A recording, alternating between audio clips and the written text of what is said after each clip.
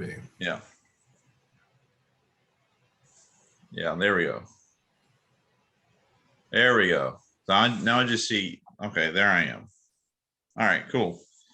Okay. All right. All right. Well, I'm going to switch us over to the gallery view. So we're both on screen Okay. here for a minute. Here we are. Here's my friend Zach May. He's going to be our special guest tonight for Cube Talk. Welcome to the Cube Talk, episode 2, Zach. Hello. Hello. I'm really excited to be here. I don't know. I'm on Zoom all the time for work, so I feel pretty at home here. Yeah. So briefly, thing. So Adeline, I don't know if you Adeline is just from the new Innistrad set. She's a 1 double white. She's like a star 4, and she makes a 1/1 human when you attack each opponent you have. She takes over the game completely. And her power is equal to how many creatures you control. She's just absolutely busted. She beat down on this recurring. Oh yeah. Yeah, absolutely. She makes it 1 for every time you attack. Oh, she yeah. Just gets bigger, bigger. Yeah. So that was. It's interesting. The last couple times that I've seen Recurring Nightmare go at it was a little bit slow. It's such a powerhouse value engine, but if you're kind of just like recurring solemn simulacrums just once or twice a turn, maybe you're not really kind of doing enough to stop something. And also the red white deck also has Containment Priest in it, which answers. Well, there you go. I mean, that's the whole topic of hate cards. That's, I don't know. Yeah. Containment Priest is definitely a hate card for that kind of nonsense. So that's the big one. So yeah. Well, so you want to do some Cube Cobra drafts out of your queue? Yep. Yeah. Right, so I got a screen share mine? Yeah. All right, here we go. So I've got everything set up here. So what we're going to do is we're going to do 3 packs of 15 cards. We're going to have 4 seats. Okay. There's going to be 3 bots and me. So we're just going to go through the. We'll start. So what I can do? We can do a sealed pool, standard draft, or do a grid draft. So. Whoa! They have grid drafting now. Yeah. That's sick. All right, let's just do a normal draft. All right. So we're going to start the draft here. All right, pack 1, pick 1. All right, so right off the bat, looking at this pack, if I was picking this, a few things stand out what I want to do. First of all, there's Ragavan. So we can go instantly mono red, and I kind of want to draft Ragavan and what's her name? Carrie Zev. Carrie Zev, yeah. Just beat face with some space pirates I wanted to draft Carrie Zev and Ragavan because she makes a Ragavan token and then play Ragavan. So you got 2 Ragavans. And then just legend rule yourself. That's how it should work. Yeah. But as we look here, we got legend rules. So I got a nothing else in this pack really stands out. I think if you took Metalworker spicy. If you took Metalworker, you'd probably will Kuldotha Forge Master. Yeah. If I was, I think the other thing you could look at is taking Exhume, and you'd probably wheel Una's Prowler. Let's see. What would I take though? Was there so Monastery Mentor is very good. So cards that are I think have deck themes from this pack is Mentor, Metalworker. You can go mono red with Ragavan, although you're not wheeling anything out of this pack. Maybe this Blight Step Pathway if you're into red black or something. Let's do Metalworker. I like Artifact. Right. Sounds good to me. So right off the bat, we got an Emery, Crucible, Venser, Ponder. So mostly artifacts go into blue, which that's just what they do. So Emery could possibly be pick 2 here. I mean, that seems natural to me. I would probably, if there was a Signet in the pack, I'd probably take that and assume that Emery wheels. Yeah, but that might be naive. I think Emery fits with Metalworker. I'd take it and move on to the next one. All right, easy pick. Easy pick. So let's ignore this for a second. So there's Adeline right there. So Yeah. that's what she does. Busted card. I was very impressed with her all week. So that's what she does. She's also vigilant, which is crazy. But it the seems, fact that it seems solid. You Yeah. want to curve that into like Hero Bladehold, right? Yes, and Hero Bladehold got drafted in the same deck too. So it was saucy. let's see. So Metalwork.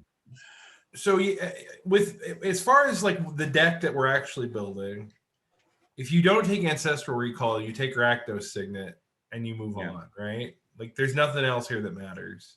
Maybe Thraben Inspector. Yeah. But what everyone's going to say, we take the recall because that's what recall does. Absolutely. There's no reason to take anything else. All right. So now let's scroll down and let's look at our picks so far. We've got Emery, Ancestral, and a Metalworker. Yeah. Okay. No big artifacts here, right? No, but we do have Arcane Savant, which you and I both personally know from experience. This can get pretty busted pretty quick. It's pretty filthy. Yeah. Now, I mean, what's interesting though is it's not necessarily busted in our deck yet. No, it can be busted, but it doesn't always get there. No, but I want to say, like, if we take that, or let's say we take this and that wheels, this is at least a guaranteed 2. Yeah. So. Yeah. I think the other option that we should consider is the Bloodstained Mire. I think that's the responsible pick. If I was trying to win the draft, I would probably just take that. So we'll take the Bloodstained Mire. We'll play it safe. All right. So Forge Master came back. So did Ragged Man. And now here's an interesting also pick. If we get like artifacts like Grim Monolith and Basalt Monolith, this Urion seems pretty good too. It just I mean, that'll probably wheel, right? Yeah. Yeah, I've completely lapsed and forgot that it was going to wheel every 4. Yeah, I was thinking of an 8-pick wheel. I mean, realistically, the card that goes with our deck is called Oath of Forge Master. Yeah, and I agree. That should be. Now here. Well, that's interesting because I think what was is Venser the pick? Are we staying in blue or we want to go to another color? I mean, I like the idea of cutting blue. I think just like make this person that we're passing to just make blue completely unappealing to them if we can, as often as we can. Yeah. Turnabout, Thraben Inspector. Turnabout, Thraben Inspector. Mm-hmm.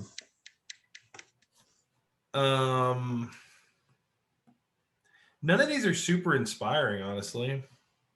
No. What is this card at the bottom? Flame Blitz. Yeah, that's the one that kills all planeswalkers.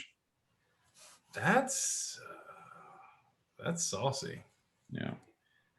Let's see. I mean, so like if we get Basalt Monolith, Grim Monolith, all that jazz, Turnabout probably makes some sense. Yeah. I don't think any of these cards matter.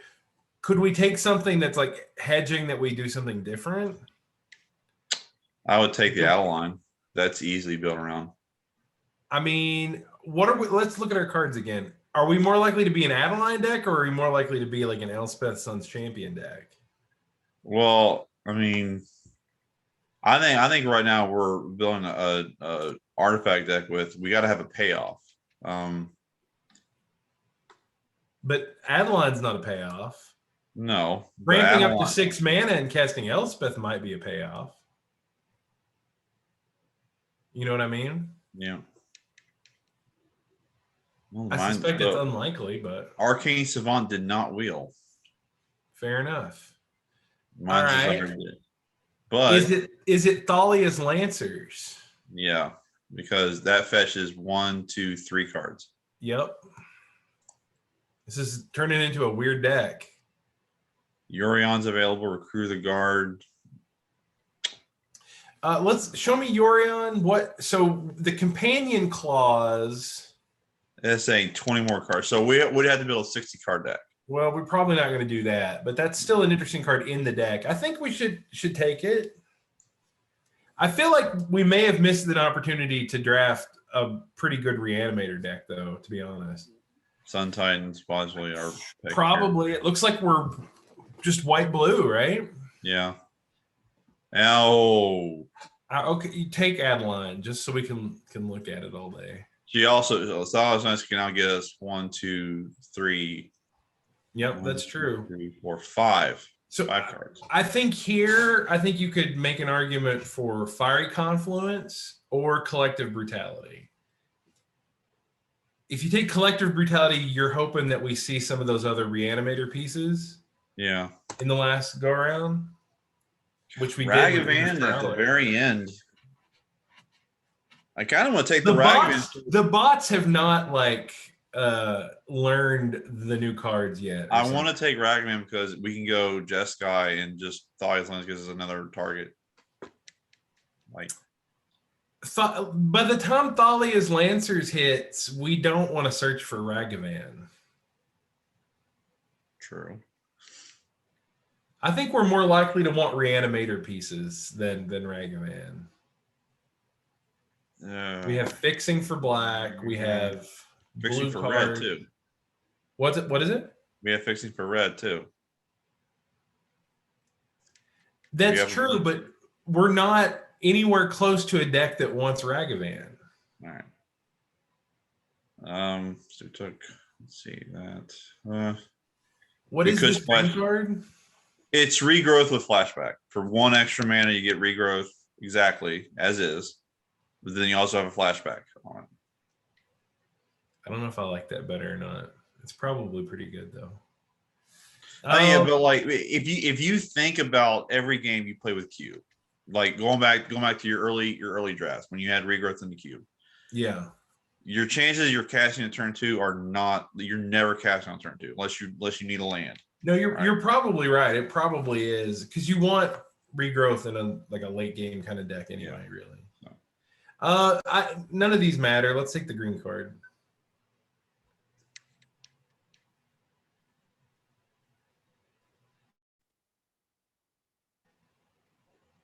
Hang on. Jeff, power down for a moment. No, it's Tony. Tony. Yeah. He's giving me schedules. All right.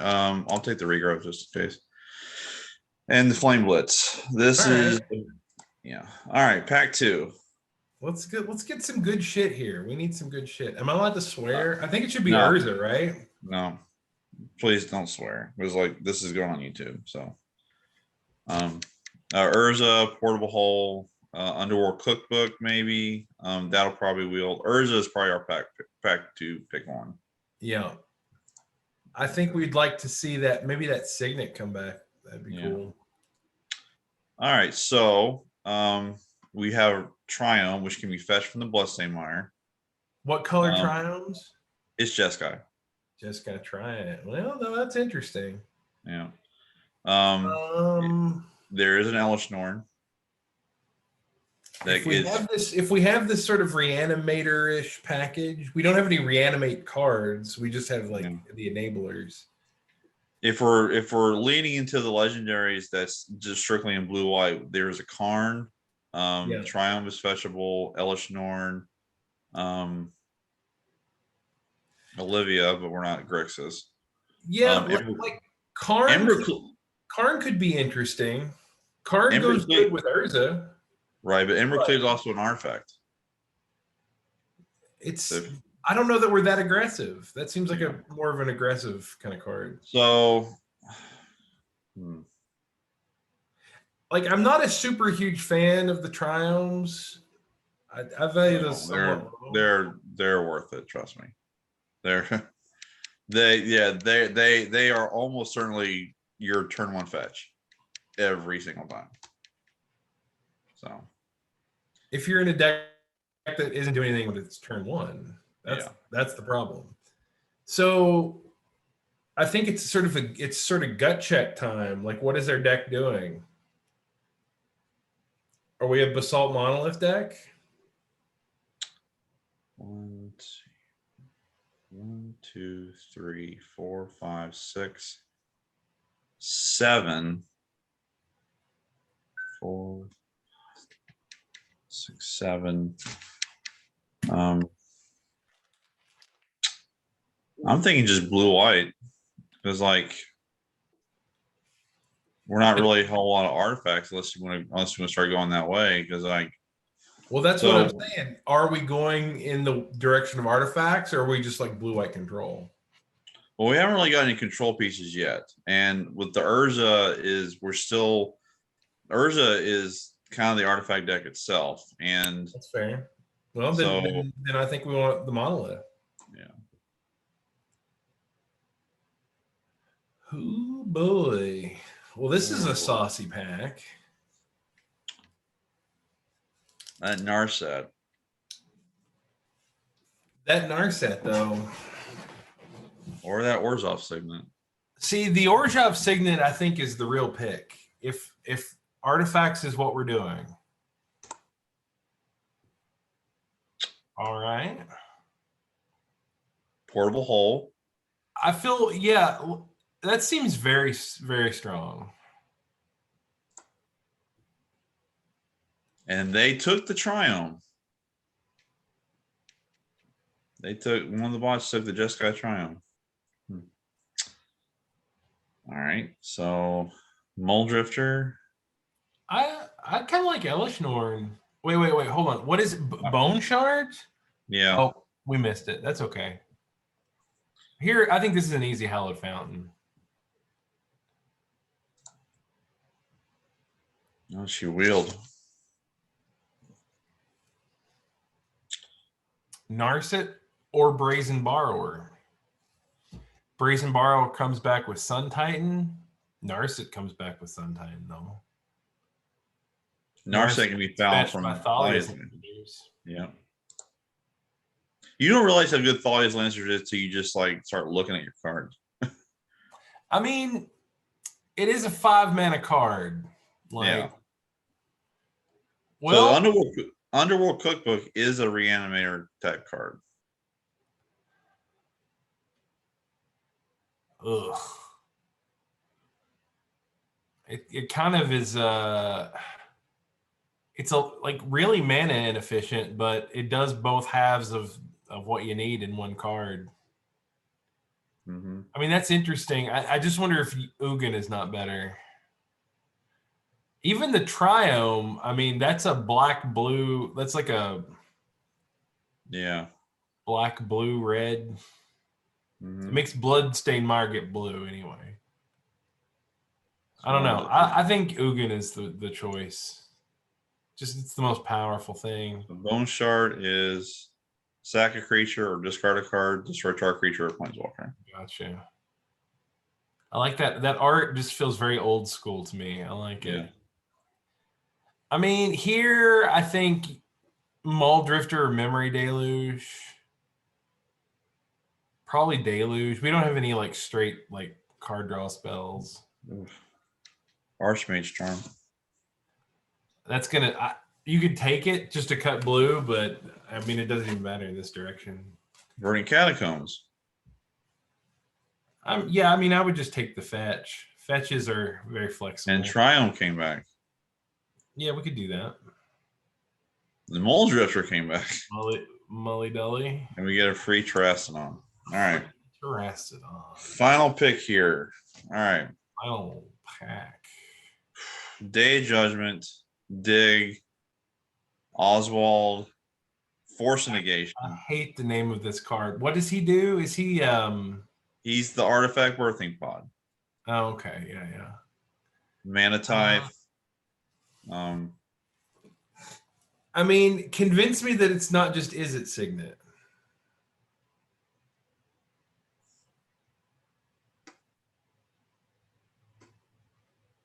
Let's see, I'm looking at the ladder here. Say one. Listen, there's no way we want that stupid gnome, dude. Okay. We don't want Fiddlebender. That card seems so bad. Scalding Tarn, probably. Scalding Tarn hits our Hallowed Fountain. Yeah. So, like, Cube Cobra doesn't support Cogwork Librarian. It doesn't. No, If it did, I would just say let's do that for the yeah. New. But the real pick is Scalding Tarn. Well, hold on. Is the pick Arid Mesa? No. Scalding Tarn. I'm sure Arid Mesa will come back around. Like, well, if we're lucky. Treasure Keeper for the artifact. There's also a Jace. There's a red blue pathway. There's also Demir Signet. I feel like it's Demir Signet or Sheldock Isle. Take Demir Signet. Demir Signet seems fine. Golos, Frantic Search, Thirst for Discovery, Snap, Control Magic, Ancestral Vision. Well, I think we have to look at our deck again. Let's scroll down and look at this. What is our deck doing? Is our deck actually like an artifact deck? I mean, you can put in your corresponding signets, but I don't think. Yeah. Right. I don't think we're aggro. I don't think we're aggro with Adeline. I think no, Adeline's not happening. I think we're a control shell. And so Snap, if we took Snap, we can get back Recall, Ancestral. Brutality. We probably don't play Brutality. Yeah. Well, so Snap doesn't look that good right now, honestly. Maybe Path? Yeah, it's probably Path. Okay. Oswald Fiddlebender. What a dumb name. That sounds like a comic book character. There's an Unburial Rights. Unburial Rights, you say? Yeah. So we have Una's Prowler. We can so Emery also can put stuff in the graveyard. We can get back. Emery? She mills 4. Yes, she does. All right, let's take that. Let's take it. That sounds cool. It fits better than the rest of it. Arid Mesa came back. Take the Arid Mesa for sure. And then Jace can put stuff in the graveyard. Yep. Also Uro. Keep that in mind. We don't really have Treasure Keeper is when it dies, you real top 3, card you only card 3 or less. It's basically it's like Cascade. It's no Solemn Simulacrum. It's not. Let's scroll. I think we just take the Jace. Have we gotten around to Snapcaster yet? Yeah, there he is. And Ancestral Or is it Vision. Control Magic? I would like more Control Magic.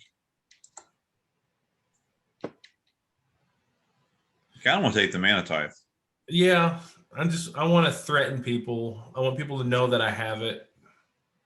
There's also a Thoth or a Containment Priest. Depending on the format, if I'm playing the people that I'm drafting with straight up, I might take Containment Priest just to keep that. All right, hear me out. Hear me out. So if we take Tyler's tracker, we have the Sultai Triumph. He makes clues that turn into Mock Sapphires.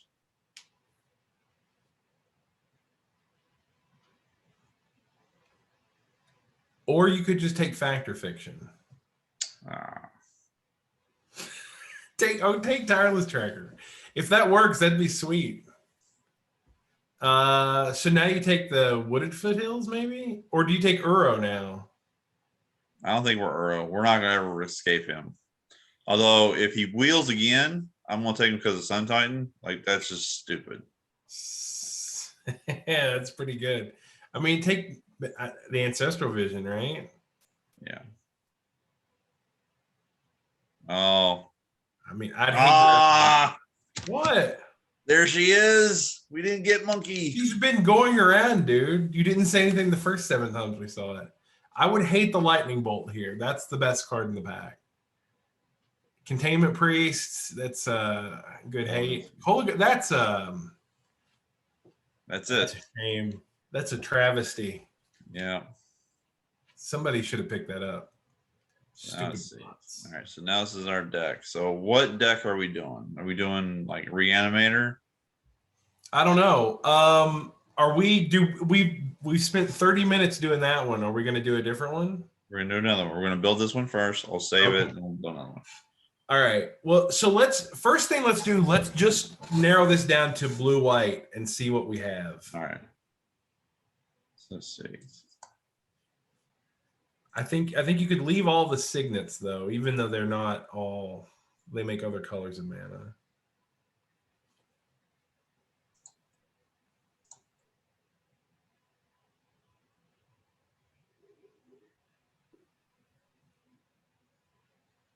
All right, there you go. Okay. I left that in because, yeah. So we've got 30 cards. I mean, we're not going to play Adeline. Yeah, we're not. Show me Koldatha Forge Master. What are we going to search for? There's no artifacts that we want to search for. We didn't get a big artifact payoff. No, definitely not. Sun Titan gets back Emery, any signet we might lose. Jace. Containment Priest, I think, goes to the bin or to the sideboard. Yeah.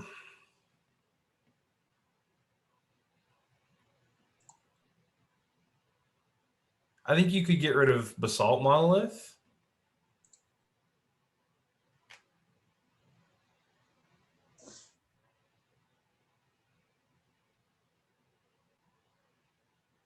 What does that put us at? 31. 24 non-lands. Yeah, it's up here.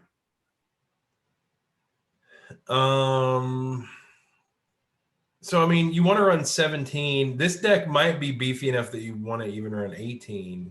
But well, you've got 3 signets, so you don't really want to do that. I mean, the fact is the only counter magic you have is this triple card. Yeah. That's rough.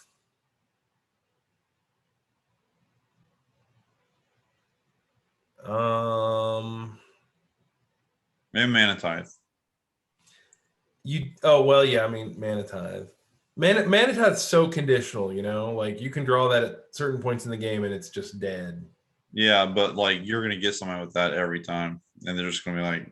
Oh, yeah. Well, you know, at the very least, like, once a night. You might not get them every game or even every match. But once tonight, you know, when you play these out, you'll get them. So, yeah, I mean, I think you take out... Do you just want to... Do you think maybe, like, blue-white value, like... Because, like, well, so like ETB effects, we have Jace, we have Emery, we have Venser, we have Yorion, we have Moldrifter, we have Thalia's Lancers, we have Sun Titan, we have like those right there. ETBs work so well with the Yorion. You're getting so much value out of that.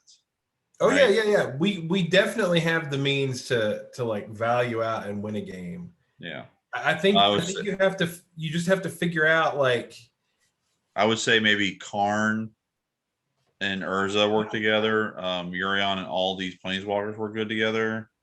Oh, I mean, I think we have power. We just don't have a whole lot of interaction, is my worry. So, like, I mean, I think you could look at cutting something on the high end here, right? Like, you could cut Ugin, maybe. Yeah.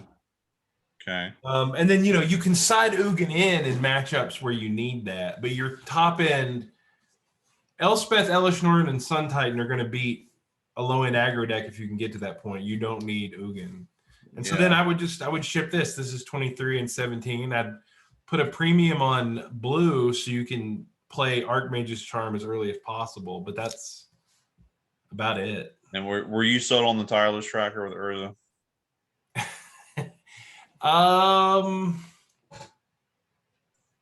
Shoot. I mean, that's interesting. What we would have to look at let's look at our mana sources here.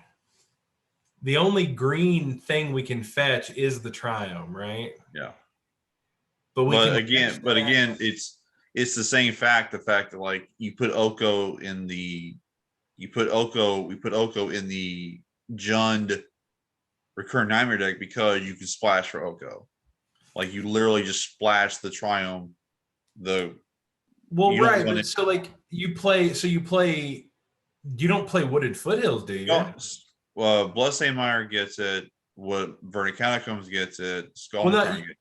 It's dangerous to play Bloodstained Mire. It's dangerous to play a fetch land that only has one target. Because if you draw them out of order, you have a dead fetch. Okay. So I wouldn't run Bloodstained Mire here. I wouldn't run Verdant Catacombs either. So for the same reason. So you don't run Wooded Foothills either? And I wouldn't run Wooded Foothills for the same reason. So now you've got a Triome and a Scalding Tarn as your green sources. Yeah. I don't know if I would want to run a relatively fragile 3-mana creature on that. So that's 26. So it's 23 non-lands. Yeah. And then I would run something like we need 14. Yeah. I don't know. I would just put down 7 and 7, and like that's what I would do if we were drafting. I would split it 7-7, and then if that turned out bad, I would change it midway through the night or whatever. We want to be able to get white early enough to play Portable Hole and Mana Tithe, but then we want to have the blue to be able to play Archmage's Charm on a timely basis. But I mean, I don't know. I would expect if this was my deck, I would expect to go 2-1 probably out of a 8-man. Yeah. It all depends on what you would face against too. So yeah, that's what I'm saying. I think I could pilot that deck to 2-1, and there would probably be a better deck that I wouldn't really have much of a chance of beating, and that would be the one loss. Yeah, let's do another one. This is exciting. I'd like to do this on a regular basis, Jeff. I'm trying to do it every week. I feel like this is the same pack. Yeah, it is. It should be. I'll just go to overview, play test. What a miraculous pack that was. Yeah. Now, do you want to do more people? Can we do a full 8 seats so we see a pack come back around just once? Sure. To me, that's still the purest form. I can do 16 if you want. No. That's fine. Just 8 is enough. I can do 15 packs. What I want to know is, can you add an additional pack at the end if you feel like your deck's not good enough? No. All right. There we go. I try not to base that on whether I think my deck is good enough, just whether I think it's fun enough. Okay. Oh. Well, dang. Click, Saga, Deceiver Exarch, Scalding Tarn. Maybe Coalition Relic? All right. Loose Focus. I mean, Mana Leak's always good. That is Mana Leak. That's the new It makes me real sad that Mana Leak has gone by the wayside. I think I would be inclined to take Scalding Tarn here and just punt. I think if you were just a sicko and you always wanted to draft Kiki Jiki, I think you take Deceiver Exarch. I think if you were, but that's putting a possible combo deck against the control deck, and it's like if the combo fails, the control deck is going to win. Like you have to get the. Well, but I'm not thinking about it in terms of like making good content. I'm thinking about it in terms of what I would take out of this pack, because I don't know what everybody else is drafting. You know what I mean? Right. Yeah. Like, so I mean, I think Scalding Tarn is the smartest pick Urza Saga is very strong though. Like this list still has power in it, right? Yes.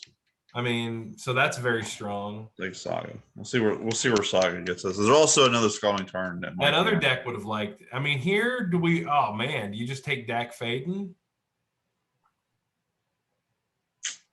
Urza Saga, Dak Faden. That doesn't really go together, but it feels like it should. Yeah. You got Forge Master again. I'm sick of that card. I don't think it's very good. I don't think your cube has enough big artifacts that it makes sense. That's I just love that guy. Are we gonna build another metalworker deck? I'm thinking Storm. Storm? What makes you want to do Storm? One, we're kind of starting in blue red, and two, I'm seeing Time Reversal and Frantic Search. So did I replace Time Reversal? What are the picks that we've taken so far? Dak Fade and Urza Saga. I think that we scroll back up. I think we should either take Flooded Strand or Badlands here. I'll take Flooded Strand. Well, all right. Won't look at this card for a second. We won't look at that for a second. All right. So now we want Emery. Yeah. Well, given what we've taken so far here, if Black Lotus weren't there, I would probably take Glenelind or Archmage, but that's just my own personal. Yeah. I would probably get a lot of comments or hate it if we didn't pick that. Absolutely. There's Hullbreaker Horror. This card is stupid. Yeah, well, let's look at our picks real quick. I always like to refresh. Yeah. What have we got from the previous packs? Just Lotus, Flooded Strand, Black Lotus, and Dak Faden. We're so wide open. Okay, all right. None of these are like shockingly good. We could just take Fast Bond. Just take filthy cards. Filthy cards. All right. Filthy cards. Just disgusting cards. Like we could just take Balance. I don't know if that was good. Maybe we should have taken Repeal. Ritual. Like I mean, I don't know. It doesn't feel like it's a good idea to take. I have used rituals to cast just like a stupid spell on like turn 3. That is not a good long-term strategy. You'll lose more than you win in the long run doing that, I think. There's a reason why Dark Ritual doesn't see play in like fair decks anymore. Yeah. Well, okay, so what are we doing here? I don't know. Day of Judgment, Fateful Absence, Grave Titan is big. It doesn't really fit with anything we've done so far, but like we're wide open here. Oh, we are. Grave Titan. I'll just take the Grave Titan. You can never go wrong casting the Grave Titan. You just never can go wrong. Well, there's your favorite card. Well, is that what we're doing? But we're still wide open. Right? What is this Wrath of God art? Double Masters. Does it look like I was about to make a comment about that art. There's Pestermine. It's going on YouTube, so I'm not going to say it. So again, I think we take the most busted card, and that's Fractured Identity. Now, I think we have to take Emery. And I think this deck is just going to end up being a better version of the other deck. Sudden Edict, Split Second, sack a creature, Necromancy. What is Cemetery Protector? What is that? What set is that? That's Crimson Vow, the new set. So you exile a card from a graveyard. It can be yours or your opponent's. And then whenever you play a land or cast spell that shares a card type, you get a 1/1. That's pretty saucy. I like that. Yeah. So for this pick, Are we still on the? or Are we still on the Necromancy. busted cards? Necromancy. Necromancy kind of plays nicely with Emery Yeah. and Dak. Here probably just the land, maybe. I'm not sure there. There's Glenn Alondra again. There's a lot of good stuff here. Animate Dead.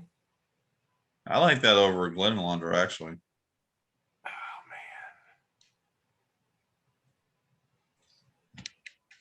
man, Glenn Alondra Archmage is so good. Yeah.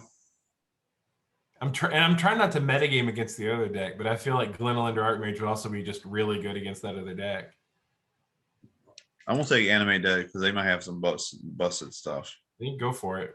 Let's see. Well, Then Pole Breaker. That would be a good thing to reanimate, right? yes. And then Kills that's removal. well, That's we may be close on Koligun's command.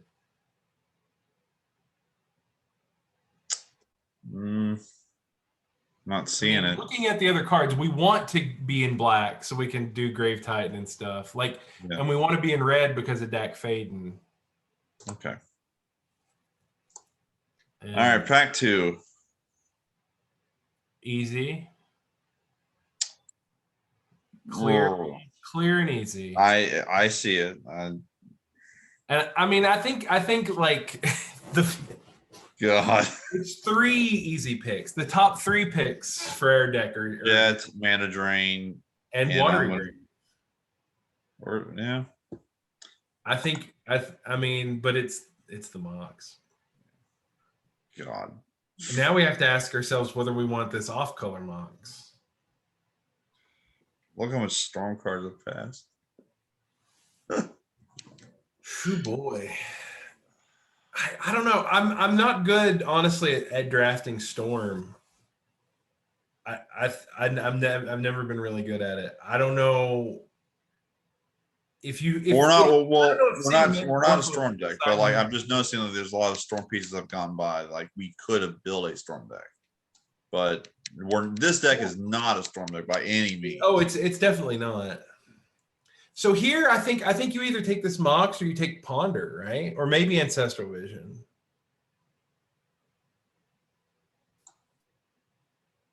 Ooh. I passed a Mox. Okay. Yeah. Mox Amber.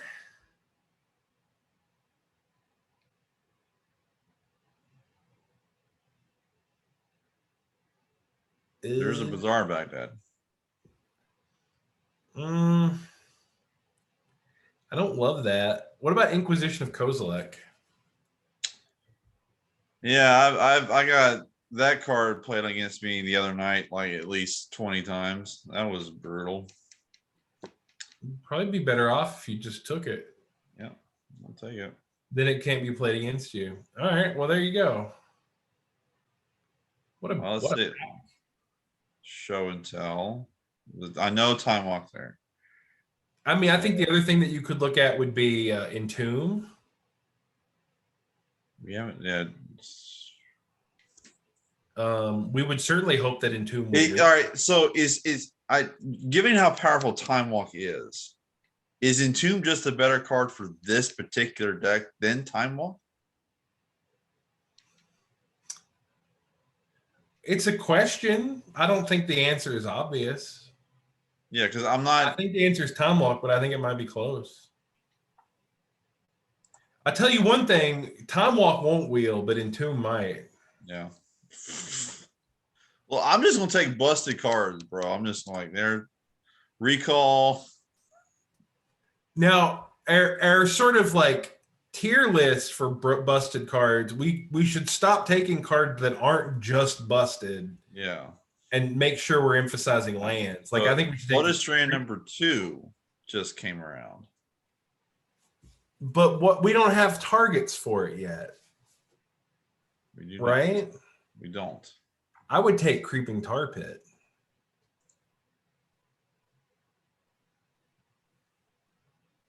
Oof.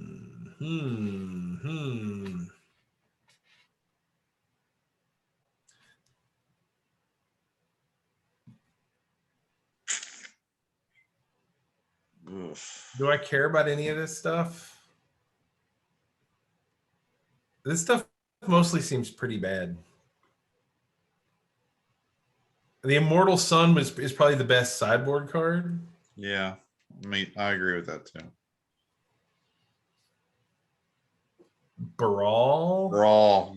And, oh my god, I want to redo this whole draft.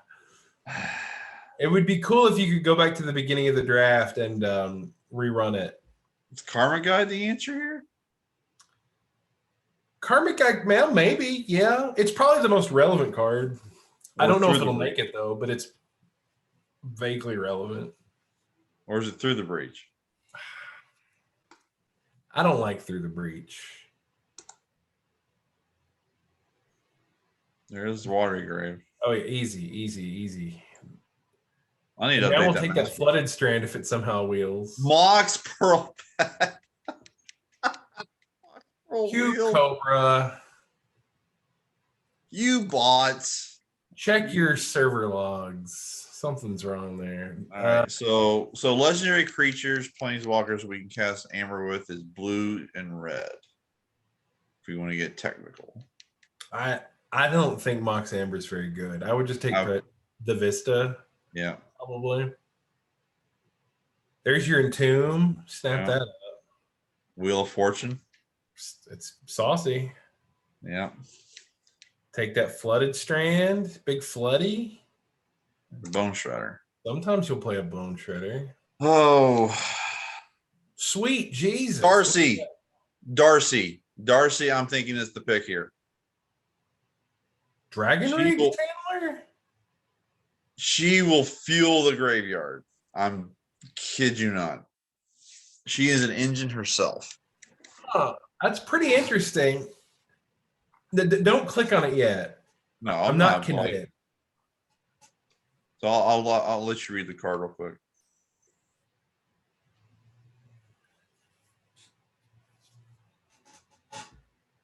So, but why not just Consecrated Sphinx? Take the card. I want to see you build the deck, and I want to see it work. So just take it. Play Darcy. You don't even have to explain it. I just want to see you. I want to see you make it work. Easy. Busted cards. This deck is disgusting. Hear me out. Hear me out. All right. I'm hearing you. I see Soul Ring. Well, we can discuss what the other possible pick would be.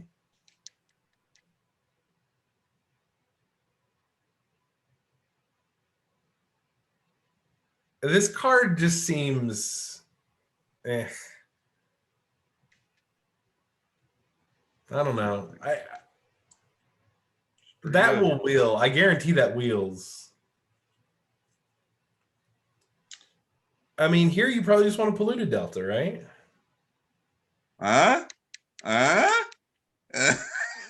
You have no like archetype discipline. That has nothing to do with what we're doing. Take this Polluted Delta so we can cast our broken cards. I took the Delta. All right, now take this Opposition that doesn't fit in their deck. I definitely want us to do that. Oh. Reanimate that sucker. Omnath? Yeah. I don't know. That just doesn't seem very good. I want to look at this Yawgmoth fellow over here.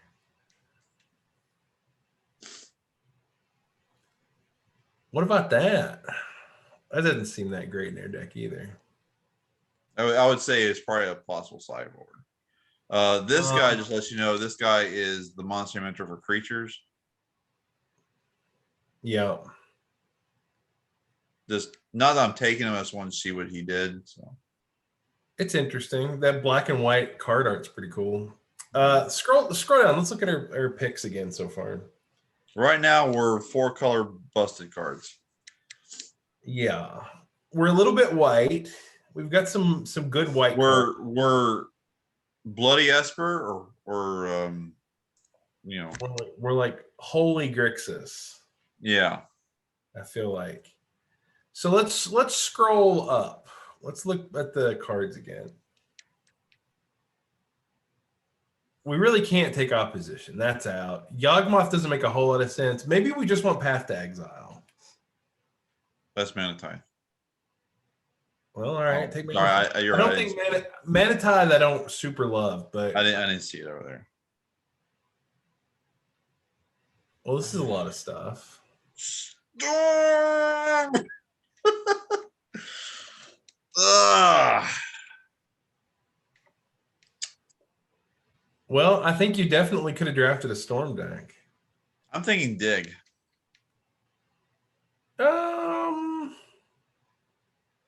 Yeah, probably.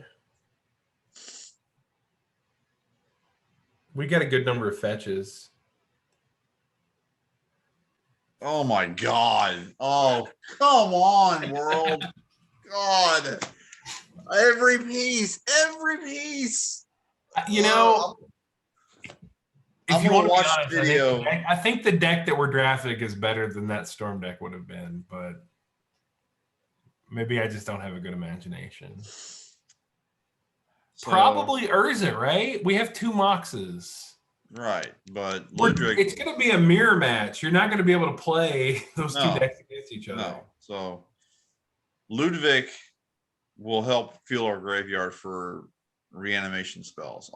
Can also possibly work good with Emery because he can put artifacts in here we can just cast with Emery. If we don't hit from Emery.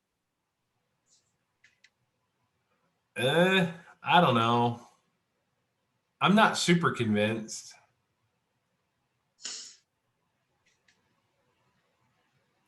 I mean, if you wanted to go that route, you could. I've never seen this card in action, so I could be dead wrong. Yeah, we'll take Ludwig. I think the correct pick is just that Urza though. Yeah.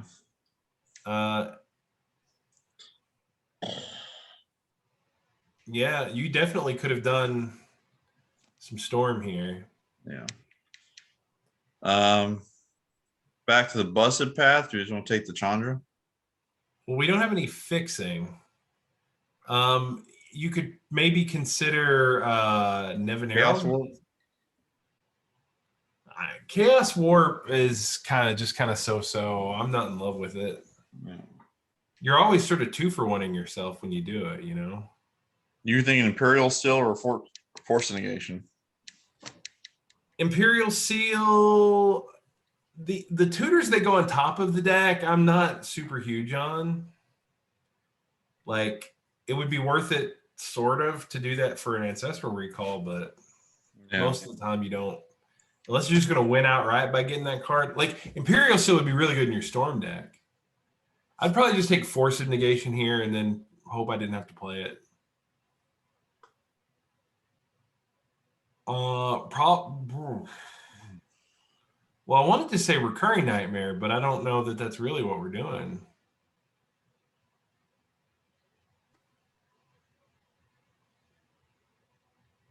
We don't really have a whole lot of creatures. 1, 2, 4, 5, 6, 7. Yeah.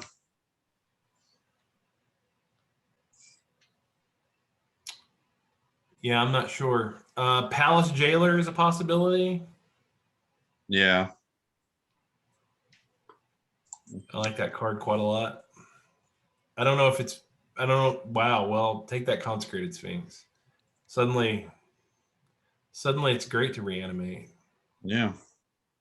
Speaking of reanimation. Yeah, okay, sure.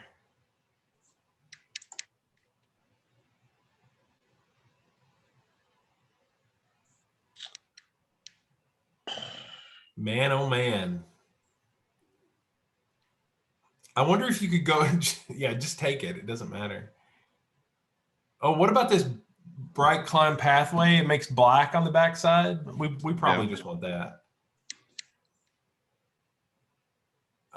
We could probably think about taking Damn. Damn. Control Magic. That seems so late for Control Magic. How are your bots getting trained? I don't understand. They're just probably picking random cards. It's bonkers. All right, let's finish this out. All right.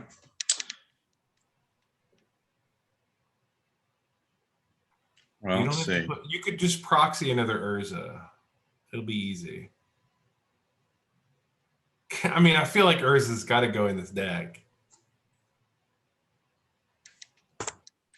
What a wheel. Oh boy. Well, this is a hard deck to build.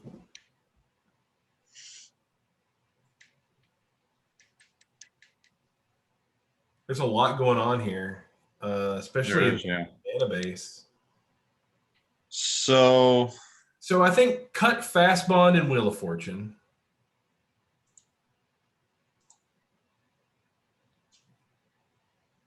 Probably Chandra.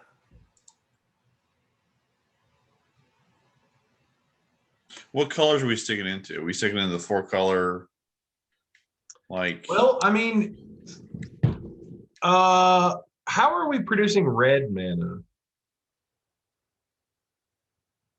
probably can cut Urza Saga if we're not fetching anything with it. Let's see. Red mana is 1. Black Lotus, Lava Claw reaches. Well, no, we have 2 Moxes, dude. We're going to be able to fetch something with Urza Saga. Oh, that's right. Is it but- 0 or less or 1 or less? So Urza Saga is a search library for artifact card with mana cost 0 or 1. Yeah. So you cannot fetch a portable hull. It has to be. But you could fetch Soul Ring. Yes. Yes. So we have to play Urza Saga here. That Right. seems. But to answer your question for red, the only land that produces red is Lava Claw reaches. Yeah, I don't. And Prismatic Delta, or I'm sorry, Prismatic Vista with a mountain. Yeah. And Black Lotus. Yes. So I think we have to cut all the red cards. How many playables do we have if we cut red? 29. We have 29 non-land. Yeah. Well, but that includes the Moxes and the Black Lotus. Yeah. So we really have 12. We really have 26 playables here, right? Mm-hmm.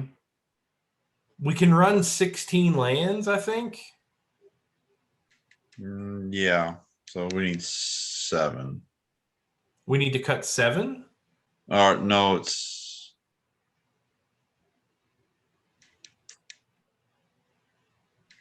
Let's see. So that's 39. That's 38 cards total. I guess they're counting the Moxes as lands. Well, hold on. So let's take out Lava Claw reaches. Okay. I don't think they're counting the Moxes as lands, and I think They are. They are. They're over here. This is the land. Yeah, but I don't think it counts them here. Our lands are Urza Saga, Flooded Strand, Creeping Tar Pit, Watery Grave, Prismatic Vista, Flooded Strand, Polluted Delta, Bright Climb Pathway. Those are our 8 lands.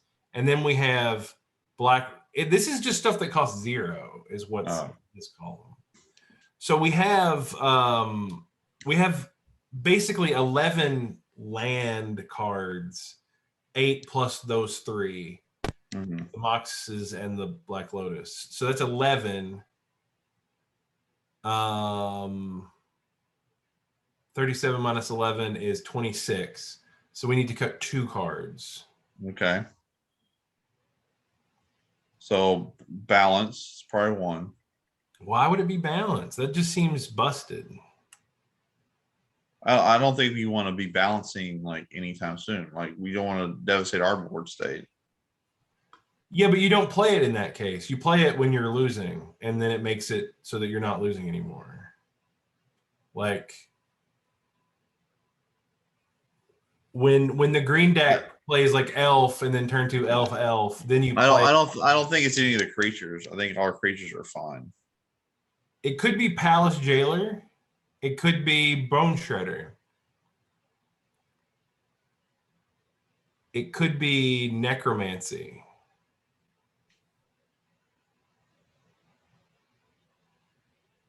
That's an indie graveyard. It could be Ludovic. It could be Null Priest. I would be willing. I haven't really played with Null Priest or Ludovic, so I'd be more apt to take out both. But Steven's played with it, and he says it's pretty good. Well, I mean, the way I look at this card is this deck doesn't really care about the 2/1 lifelink for 2.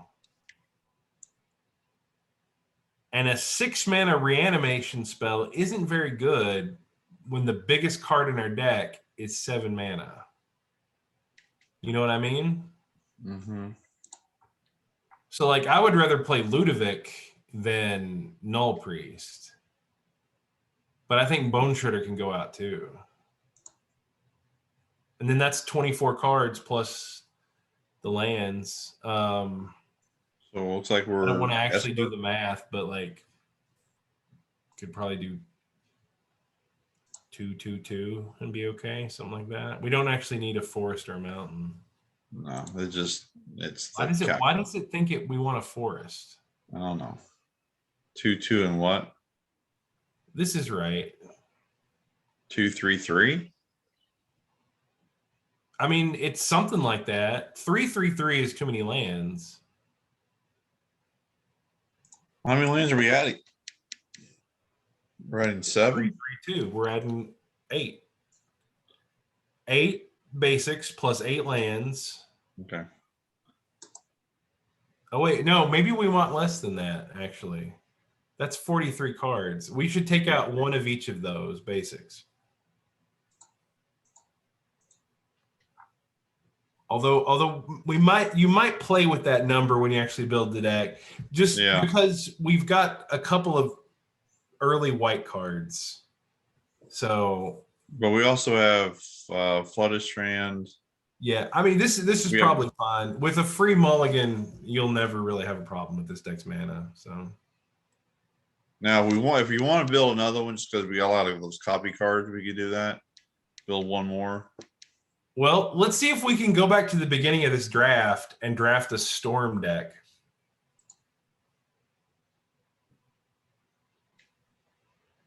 Like if you just click on, I don't know, just click on started? Yeah. I still think we want Urza Saga to start with. Or the Sculling Tarn. One or the other, but given that we know what kind of comes later, I think we probably want the Saga. I took the time. We take Dak Faden. Okay. Frantic Search. Here, I think you go ahead and take either the Frantic Search or maybe, that's fine. Do we retake Lotus or do we take Chandra? No, you take the Lotus. Take the Lotus, gotcha. That makes it way more like maybe you take Fast Bond again. Nothing in there really says Storm to me. Here I would take Repeal. Ritual. Yep. You could do Pest. You could a little Artifact Destruction. That seems pretty good. That could be crucial in this matchup. Yeah. There's a Red-Green Pathway. There's Urza Saga again. I would take Urza Saga or Imri. We do have that Lotus. Take the Port. Sudden Edict. Or maybe. I don't think any of this matters, honestly. Port seems like the card we'd be most likely to play. Because it disrupts them while we build to combo. Probably take the land here as well. Bolt. No. That's Lightning Helix. None of this stuff matters. I hate drawing for the Helix. And then I'll probably take that. Yeah. Hopefully we don't have to play it, but I'd say this. If we can generate enough mana, we can probably just hopefully we don't have to play any of this stuff. I would just move on. Same thing here. So okay, let's look at our picks so far. I mean, we're definitely taking the Mox, but yeah, let's just take the Mox and move on. There's Ponder. I don't know. Yeah, I would take the Ponder here. Or there's Metamorphos will probably wheel. Maybe it's just the Mox though. Like Ponder. Ponder's good. Mox Amber. We need would to be have a some free kind of spell. card selection. Mox Amber would be a free It doesn't spell. do anything. No, but it's a. Would you play Memnite in this deck? If I had it, yeah. I mean, Storm decks do play. Look, I've seen enough weird Storm decks to play like anything possible, right? I would probably just take the Taiga, honestly. Really? I mean, really. Time Walk. Yeah, we want to take the Time Walk. Yeah. Remand looks good. Yeah. We can remand our own stuff. So there's a Wheel of Fortune. Ooh. Let's remand and see if Wheel of Fortune comes back. Remand your own brain freeze, man. That's clutch. There's High Tide. Take it.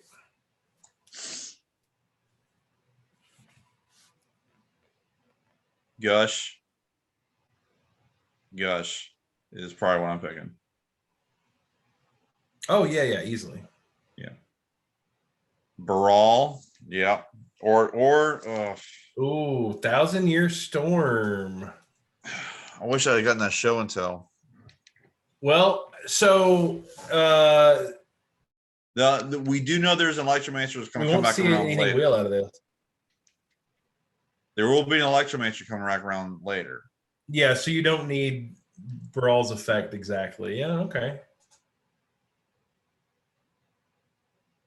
Probably a Watery Grave. Yeah. I would probably take the Bloodstained Mire. You probably don't care what they're doing. I'd take the Prismatic Vista here. Mox Amber's just never going to make any mana. Oh, show and tell. I could show and tell that 1,000-Year Storm. I mean, you could take it, I guess. Incinerate, Crucible. Crucible. I would take Crucible, cut it off from somebody.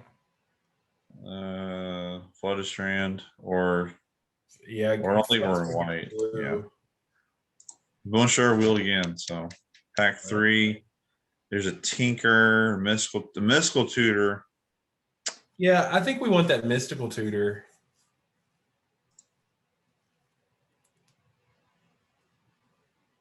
You gotta take the Soul Ring.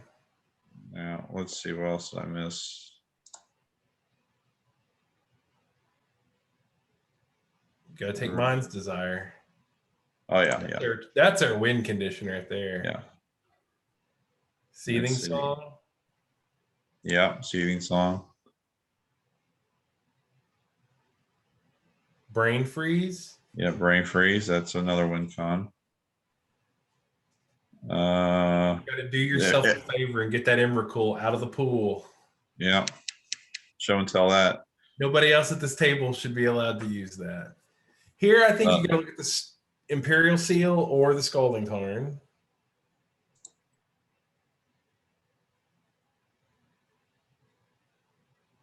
Sadly, I don't think any of this matters. Mentor. Mentor, possibly, yeah.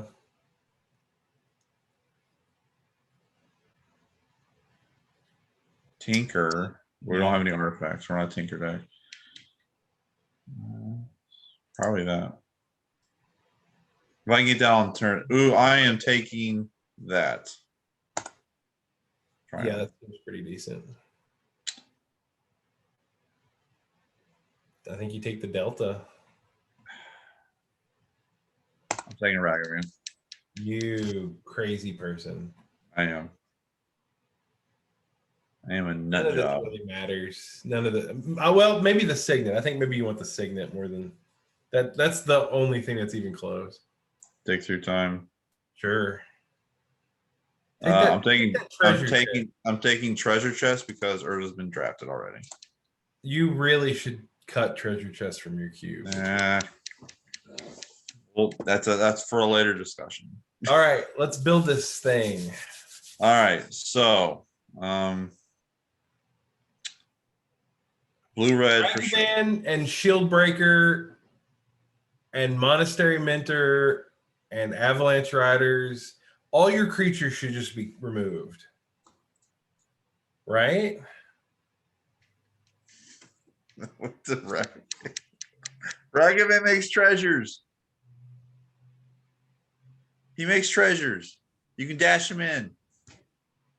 Okay, everything but Ragavan. All the creatures but Ragavan. Gone.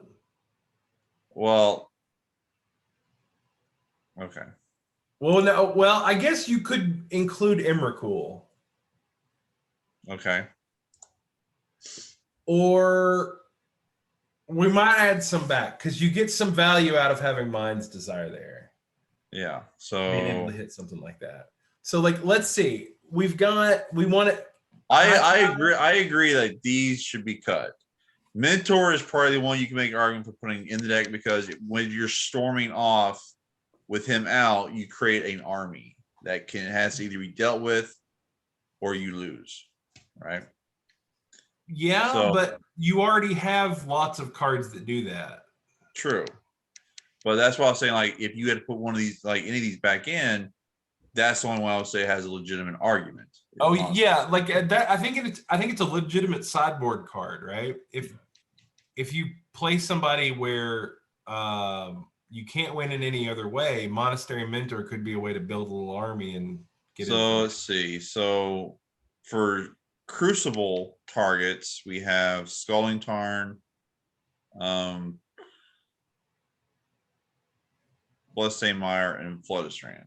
So definitely we can recur our lands to get our mana fixings to get our mana up a lot. So I would say that stays in the deck. I don't think it doesn't seem that useful to me, to be honest. So I don't think we want Fast Bond. How many cards is this? 35 total. 35 minus these 12 zero cost. That's 23. That's basically your 23 and 17 right there.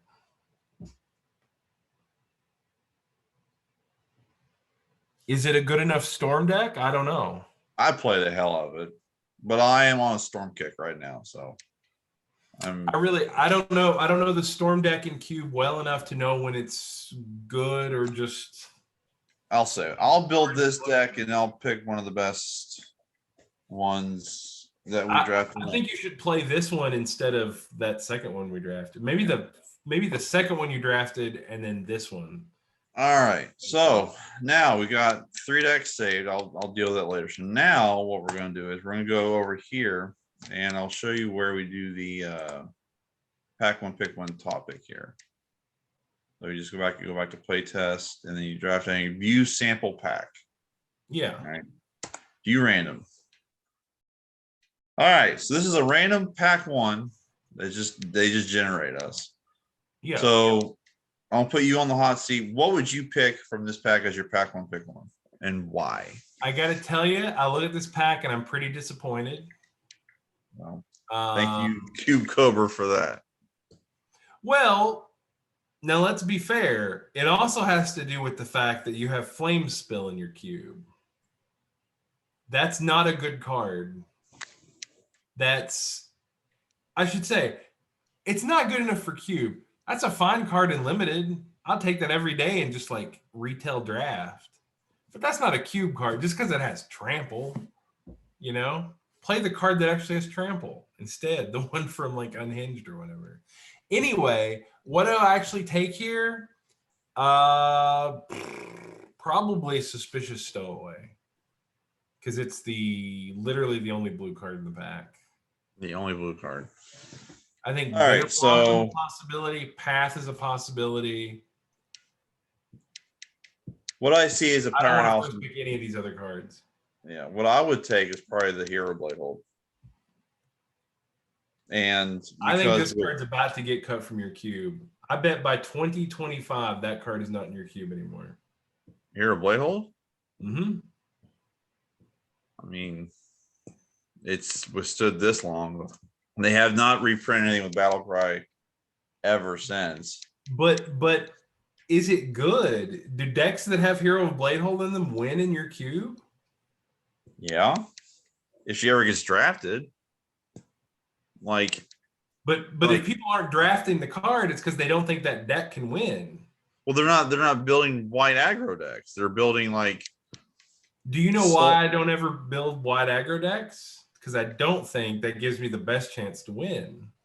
No, you want to draft like I'm gonna take 10 extra turns with Eternal Wind as a No, I play so that I can win. Like that's what I'm trying to do. And I don't want Hero Bladehold in my deck. It's not good. Like it just eats, it's 4 mana. It doesn't do anything when it comes down. And then half the time it just eats removal. And then that's that. You spent 4 mana and they spent 2. Like Cube is a warped environment. And yeah. Hero Bladehold, I think, is a victim of it.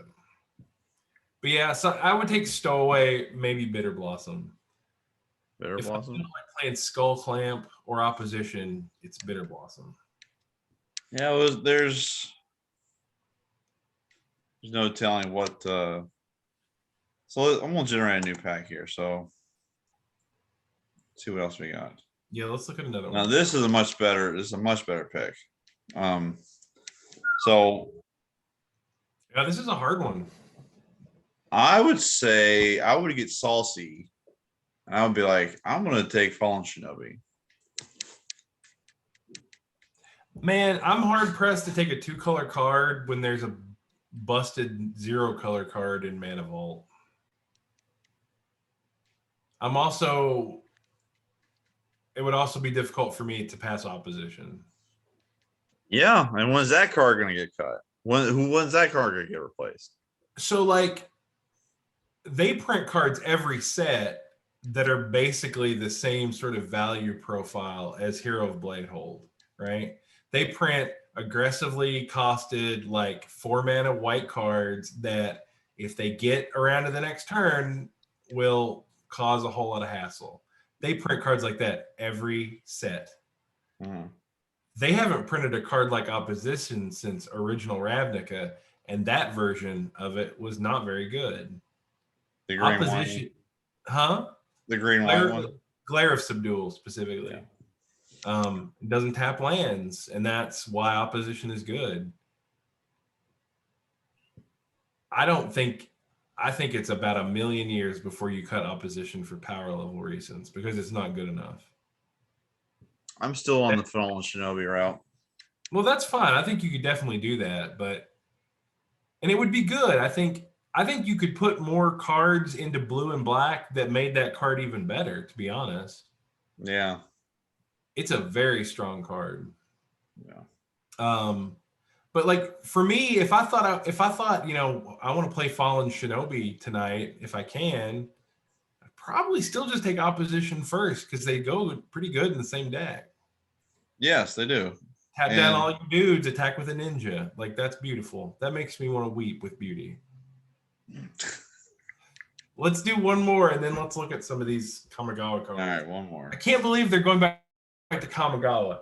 This Now whole it's like got modern day, like some kind of like futuristic city look to it. It's weird. All right, so refresh this one. I feel like half of these cards I've seen tonight, and I want to look at different cards. I would take Upheaval out of this pack easily, though. Yeah, I know you would. That's where we stand on that. There's nothing else even close. Well, I mean, like we're not going to see a whole lot of new cards like we've seen. So I'm automatically taking Darcy and build around that. I'm taking Darcy and just like beat me, go for it. Like, yeah, I think that's defensible. Like, if it's as good as you say it is, and it looks pretty saucy. Yeah, and with Ave Storm, like Delirium for me is no problem. But Like- well, but we're not talking about a storm like a constructed deck. We're talking about in cube. Yeah. I So don't know. Like mono red's not really my specialty. well, Darcy's not really played mono red. She's played in Grixis and blue red. That has all those instants and sorceries and fetch lands and I think that I think if you go around trying to put this into like combo decks, I think you're going to be disappointed. You might be able to do that in constructed where you're like building a very like cohesive strategy. You have to do that to some degree in cube, but I don't think there's enough of this effect to do this for this card to be good outside of just a mono red aggro deck. But I could be wrong. So what are you taking out of this? Are you taking control magic? Are you taking Yeah, probably control magic, maybe reanimate. yeah. I just want to do busted stuff. So reanimate Oh, yeah. or control magic, probably. Yeah. All right, let's do one more and then let's talk about right. let's talk about One more. Final showdown. Final card. All right. So Misty Rainforest. I thought you'd take Tyler's tracker. I like Tyler's tracker, but I mean fetch lands are money. Yeah. Just money in the bank. I would probably Well, take it- other runes. That's fire. Yeah. I mean, like I'm not gonna be inclined to take an aggro deck unless it just falls in my lap. Mother of Runes is good. The one thing I don't like about Mother of Runes is it's not very aggressive. She basically never attacks. That's the whole point. That's the reason that whole card is built around. I was like, you don't attack with it. No, I understand how it works, but when you play Alright, an aggro deck, you I'm want either taking doing Mother damage. Runes or Mana Tithe. I mean, it's one of those because They go in the same deck. I think you'd be more likely to wheel Mana Tide than Mother. yeah. So if that's my plan, I'll take Mother here. All right. But I would take the fetch land. All right, so there you have, folks. There's our cube draft decks for the week. I'll get to work on this paper, and hopefully sometime before next Thursday, we'll get the play the live play games with them. So now we're gonna switch from cube. We're gonna switch to a few the new Kamigawa set. The whole set's been spoiled, so now Yep. we'll show you all the cards, and then hopefully we'll show you what we think should go into any cube, whether it just be mine or your cube or whatever you think. So Well, I mean, so the way I'd like to do it, just go through. There's only maybe 10 or 12 cards that are probably worth discussing. I think.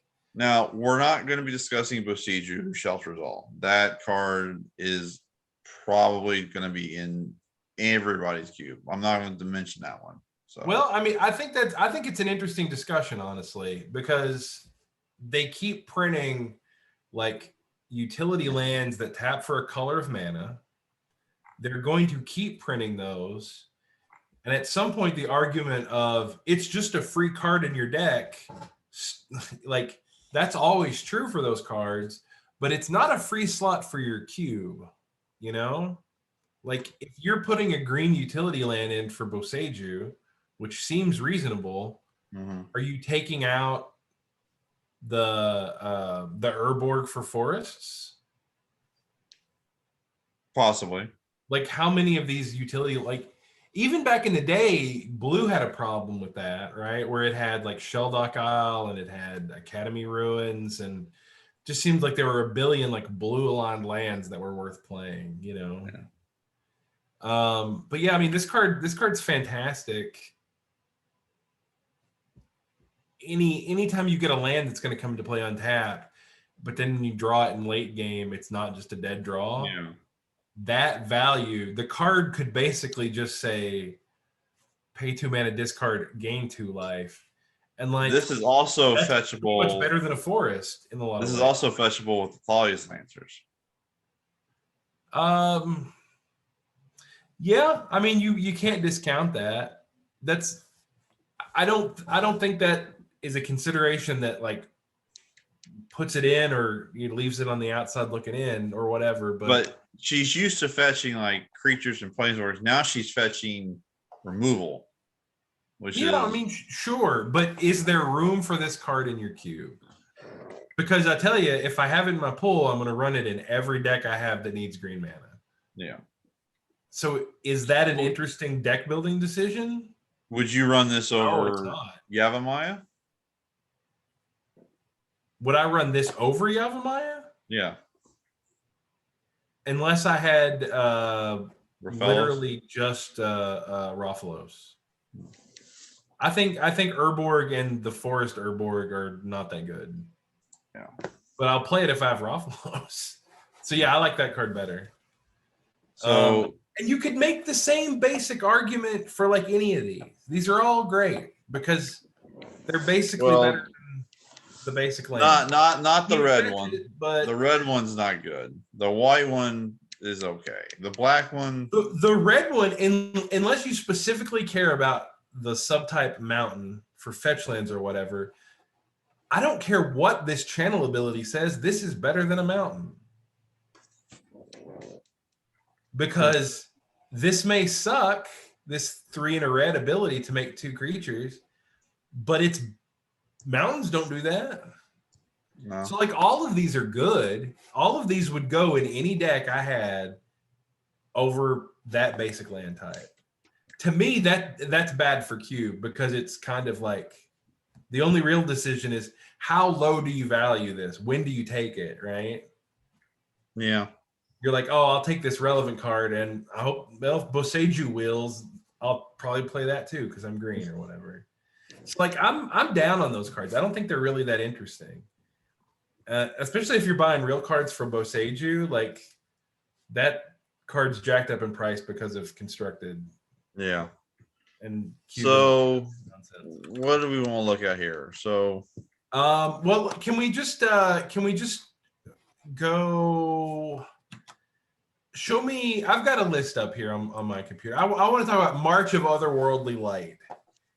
This is one of these semi like pitch cards. Yeah, this one right here. Compare this to what is it? Prismatic Omen? Is that what it's called? Prismatic Ending, yeah. Yeah. How do you feel about that? Is this better than that? Well, for Prismatic Ending, you need lots of different colors. Yes. And the decks that run it hear me out. They're using triomes to get up to 5. 5 is the highest you can get with Prismatic Ending. Yeah, is 5. So you can get so anything 6 or more is safe from Prismatic Ending, right? Yeah. Well, is this better than Prismatic Ending? Well, yes and no. I will say that like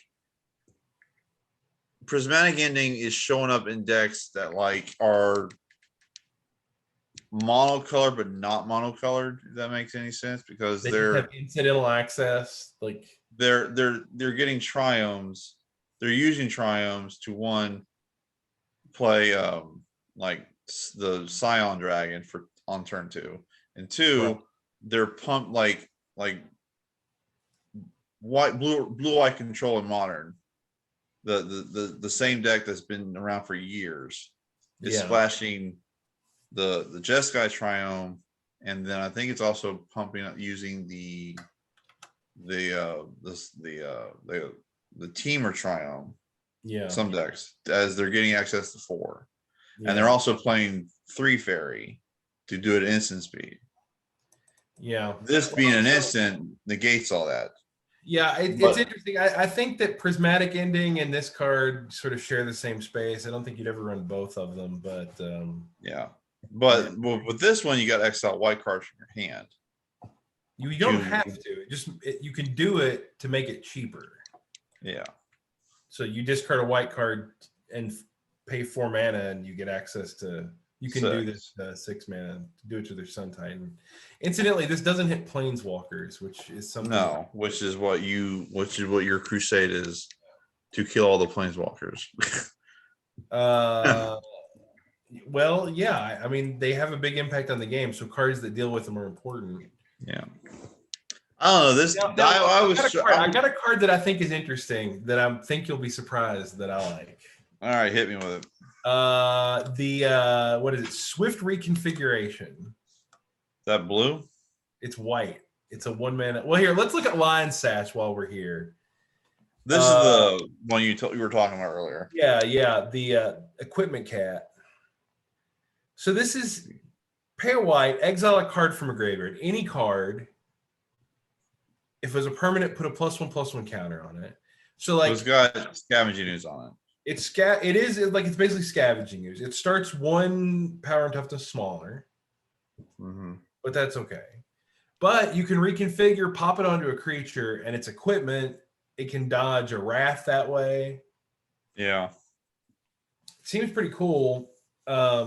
It's a playable, like, with Stoneforge Mystic. Could you flash it into play? Yeah. Give Stoneforge Mystic another sort of angle of attack. I think this is a really neat card. I've thought it feels like lately, especially with this set, there's a lot of like, you could really do an artifact base to your white aggro. And I think this would fit into that really, really nicely. So let's see. Anything else that I like?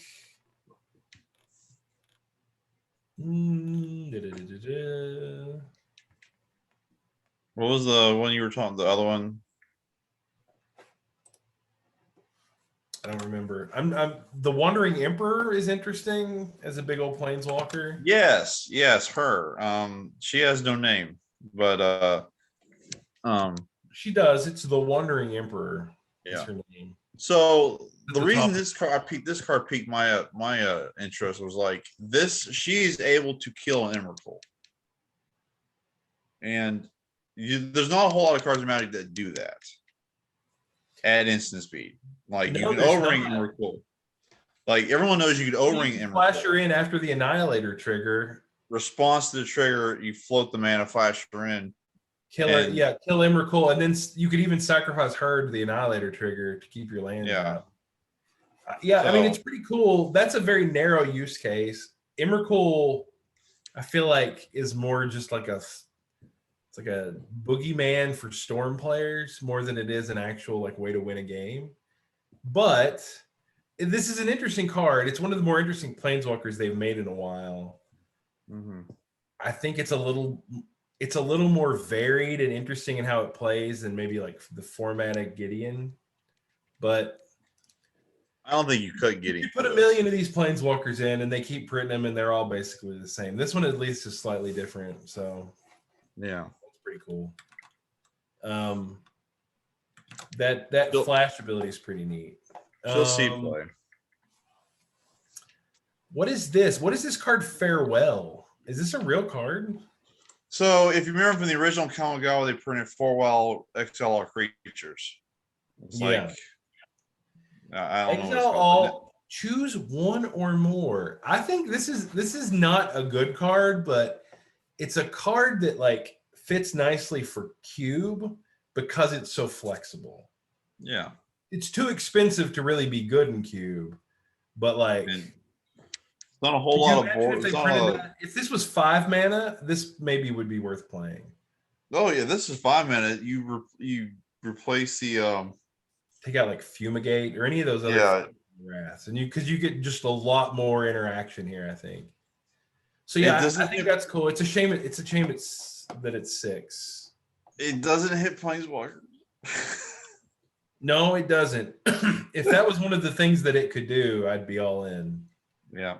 Replace enchantments with planeswalkers, and we know you hate planeswalkers. It warps the game, like they do. They do. Let's see. No, I don't care about any of these stupid legendary dragons. No. I don't care about. We could talk about Tezzeret, Betrayer of Flesh.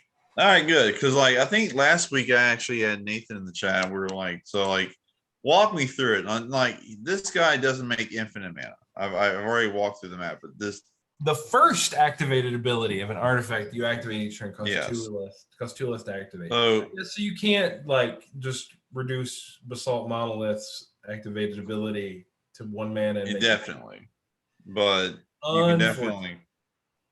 you can definitely like. I'm gonna go turn 1 island soul ring pass. Turn 2 island 4 mana this guy, right? Then what? Turn 3 you can, no, hold on, I'm sorry. Turn 1 soul island, turn 1 island soul ring, then soul ring into Grim Monolith. Turn 2 is island, tap, soul ring, Tezzeret. And then like you tap Grim Monolith, and then you have like 2 more. Then Yeah, turn 3. you could do all this stuff. It's fine. Nothing about this card excites me. No, The ultimate is you get it when you could still easily lose a game where you get that ultimate off. yeah. But it's an early, it's a low cost ultimate. You can get that 3 turns after you cast this guy. Yeah. This is a plausible card. You could put it in here if you wanted artifact shenanigans.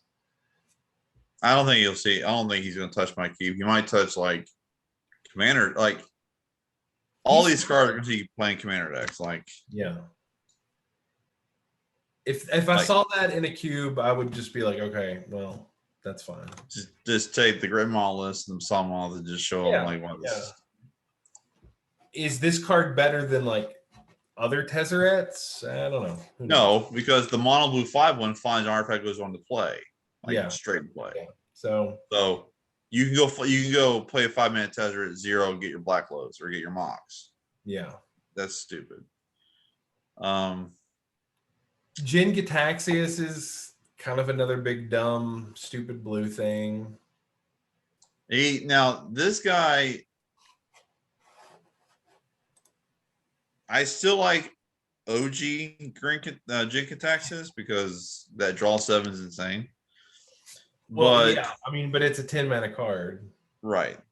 But this guy actually says like, oh, that's cool. Oh, neat. That's cool. I mean, but so you've got to cast this 7 mana guy. And then you have to cast something else before you get anything out of it. Yeah. Like they have to spend 2 kill spells on it, like at instant or sorcery ones. But And you know, I don't know. Argument like he on turn 7 you're casting him. Yeah, that's fair, but like, let's face it, like you and I have the brain capacity. Like if we're drafting this in a cube, we want to abuse the cube itself and like I'm gonna play this guy on turn 2, like reanimate it turn 2. Yeah, but I mean, to that end, once you've done that, this stuff still only triggers once per turn. Yeah. You don't get double everything. You have a 5/5 that's going to counter their first instant every turn. I mean, maybe Right. But if you let's Magical Christmas scenario. No, I don't want to talk. I don't want to talk about Magic Christmas scenario, and I don't even want to talk about peak performance here because yeah, this card will do a lot of stuff when it's out, but like, can you run this and what was it, Hullbreaker Horror? Do you have room for both of those in your cube? No way. No, Is this better than that? Do you want this or Hullbreaker Horror? Pick one. I'd rather have Hullbreaker Horror. Hullbreaker Horror literally can like. Well, so we can stop talking about this. But here's the problem, though. That's the longer cube goes on, the more cards are just like not up for consideration at all because they're just not good enough. Yeah, the possibility of cards from my cube has gone down to like the only one I'm considering is Besieger. That's it. That Lion Sash is pretty good. I think. Yeah. You should, yeah. But that number is getting that number is like getting down to like 1 or 2 per set. So I think the Blade of the Oni for in black. I think that's interesting. We could talk about that for a second. Yeah, that guy. So you can Stoneforge this just like the lion cat. So the question is a 3/1 menace for 2, is that good in your black section? Would you play a 3/1 menace for 2? This will replace Lucille. Yes, easily. I think you should do that because Lucille's not very good. That's another topic. So this does something without needing a 4-mana equip. That's what I like about this card, is that it just comes down and it can beat down, it can be aggressive. I think if your cube might not actually be good for this card because black aggro isn't really a thing. It's not, but but there's no but. If there's no aggro cards, this is a trap. Your drafters see this and like, oh, okay, well, this is interesting. I can, run out a creature early and then later on just start beating face with a big old demon. And that's why Lucille makes zombies. Yeah, but if none of your black decks want to have creatures in them, really, like creatures attacking anyway, they don't want any of those cards. They don't want Lucille and they don't want this. That's true. If your creatures aren't attacking, equipment's not all that useful. Not good, yeah. But I do like that card if you have black aggro support. Yeah. And then, like, when you start thinking about black aggro, then you can start looking at some of these ninjas, and I think a lot of them are kind of interesting. Yeah.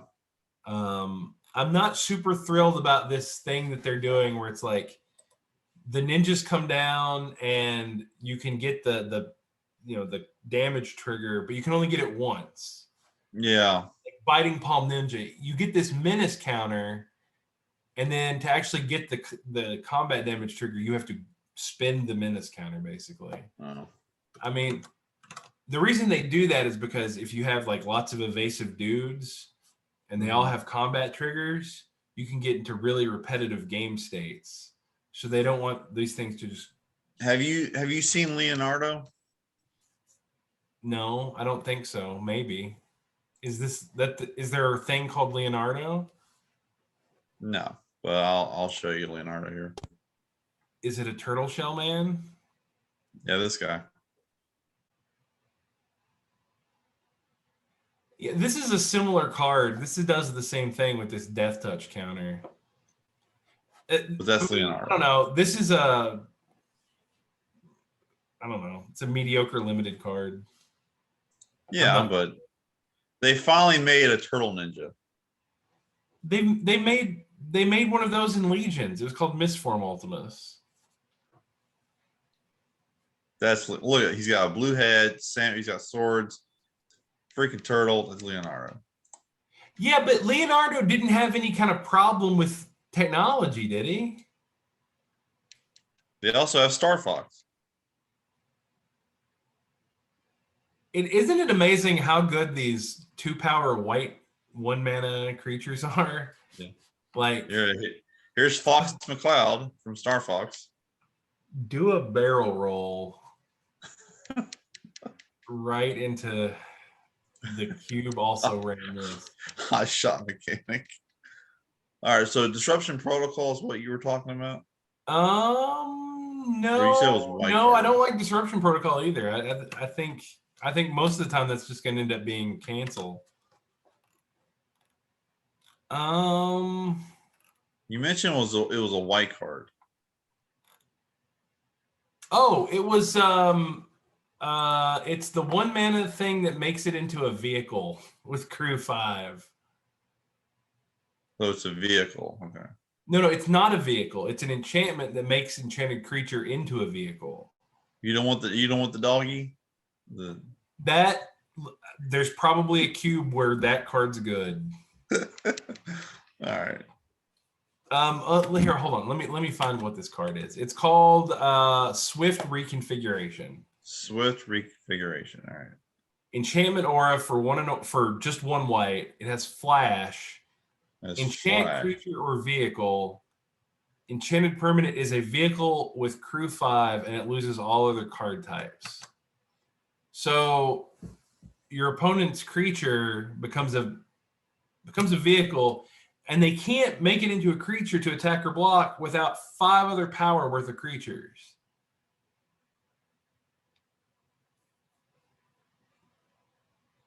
That seems like almost as good as Path to Exile in the early game. Like in an aggro white deck, Yeah. what was that? Brainwash? There was a really old card from back in the day that basically did that. Like they couldn't untap unless they paid 4. So for like the first 4 or 5 turns of the game, it was basically a kill spell. And even after that, they basically had to time walk themselves to untap. You said it was a white card? Yeah. Maybe it's it's from the commander decks. Oh. So it's not in the main set. My bad. But yeah, there's not a lot here that's really interesting, I gotta say. It's not. I think that I think you sort of have to change your not you specifically, but everybody who like thinks about Cube.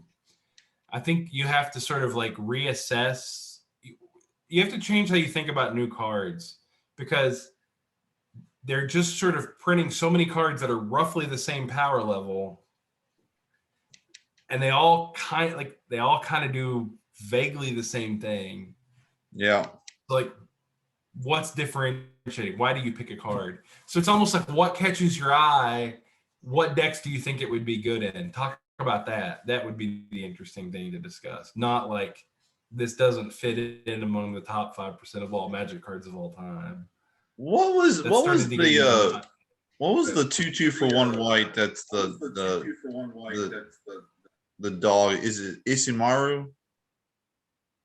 Isamaru, yeah. Well, they made his companion Yosimaru.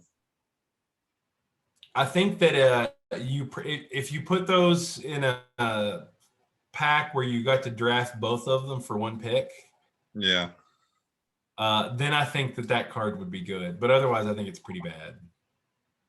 I didn't really look at the commander spoils. I mean, I think it's worth doing. There's, like I said, I don't know that 1 mana enchantment's actually good, but it's interesting. The vehicle artifact with crew 5 was all. I mean, the problem with the commander cards is they're usually geared towards these sort of games that go on forever in Commander. So they're big, expensive cards that have a page full of text. Yeah, but no one ever thought. Effect is all the other cards that are like that. Yeah, but no one thought Fracture Identity was going to be a busted cube card and turned out to be a busted cube card. There's no other card that did exactly what Fractured Identity did. Yeah. So they thought, but like how many 8 mana 8/8 creatures with just a wall of text that do a bunch of stuff? How many cards are there like that? There's a million of them. Yeah. Maybe not. 8 mana is pretty rare, but 6 mana. They print a new 6 mana green creature that does a whole pile of stuff. They print one like every other set, and like they're all fine. They all work. But none of them are like, oh yeah, I have confidence that this will be in my cube in 5 years, because they keep printing the same crap over and over again. Yeah. So just what's this month's green 6? We'll try that instead of green Warden or Carnage Tyrant, or name a billion 6 mana green creatures. Well, Warniclef. Yeah, I don't know. This looks like it might be pretty fun to draft, but I probably won't do that either. Probably not. I know I won't. At least until I get a new computer. Like Magic Arena runs like crap on a Mac, so. Oh, I'm staying off Arena. I need to log back on to my Moto account and see if there's anything that's worth anything in there. Probably not. Like, is anything worth anything on Moto? Depends on what you have. Yeah. Probably nothing good because I never spent a lot of money on it. I'm probably not gonna really. I'll probably just fork out money for like a pack foil procedure and just call it a day. I'm not gonna sit there and buy a box. I'm definitely not gonna get a box. I'm not gonna like draft this set religiously. Why though? Why Your cube what? doesn't need Boseiju. Yeah, but if I'm gonna test it, I want to get one. And if I'm not, if I don't put it in, it's just gonna either trade it in for value or. Well, but the value you're going to get is guaranteed to be lower than what you paid for it because it is a hyped card that is at its lowest level of supply. That's You true. should proxy it and test it. But like you don't even need to test it. Any green deck that drafts it will play it, guaranteed. Right. The only interesting question is, where does it get taken in the draft? When do you put this card that probably won't impact the game, but is strictly better than a forest? Where do you put that in your pick order? That's not an interesting question. To me, Boseiju adds nothing to your cube. Except maybe as a replacement for green or board. Yeah. I don't know. We'll see. I think Treetop Village is a more interesting, like green aligned utility land, and that just becomes a 3/3 with trample. Yeah. Like Boseiju is good. It is good, and it'll be good in every single green deck. No green deck will cut it. Sounds good, but I think that's a negative because that's a non-decision. It's uninteresting.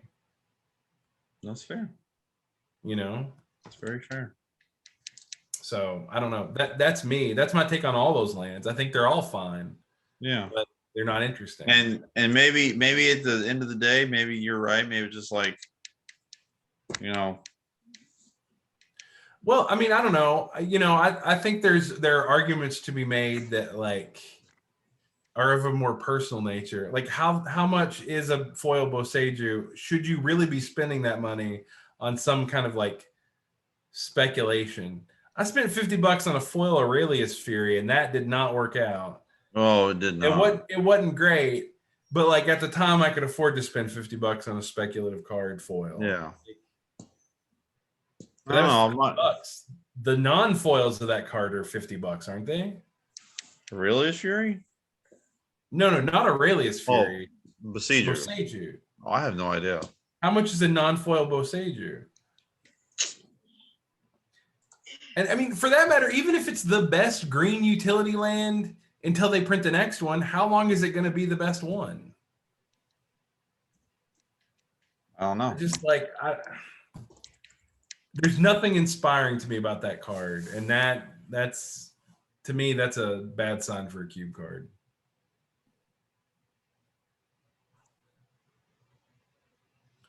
All right, Ben's choice.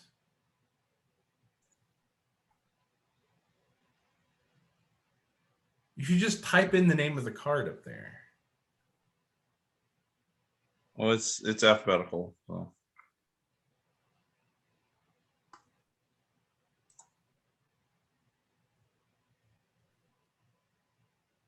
Behold. I like the art on that card. So Blade is going for 28 of this art. The extended art's 24 or 25. This one's 12 pack foil. All right, here we go. So the foil's 50. Oh, geez. Yeah. So yeah, I mean, okay, but I don't know. It's still not, to me, that's not worth $50. This one's sold out.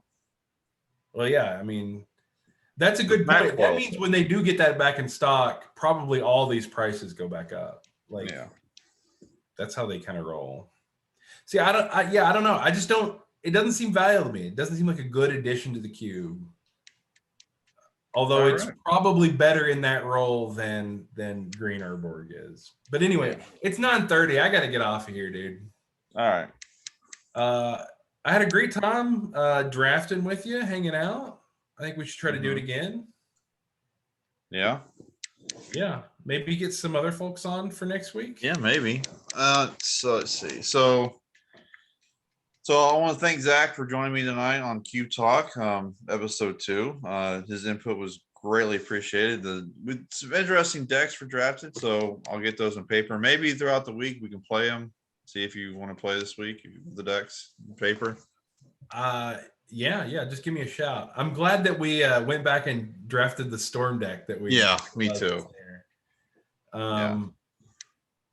I'm not great at Storm. It seems like we're close on it.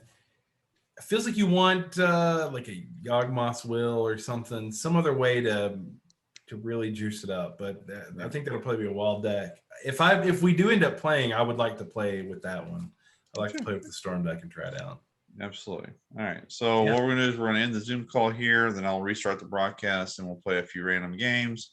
Yeah. So I'm gonna call it quits for the night. I gotta put my dogs to bed and then get ready for bed myself. I'm old and I get up really early. So all right. Well, I had a great time, dude. Have a great night. You too. Thanks again. All right. Yeah. Later.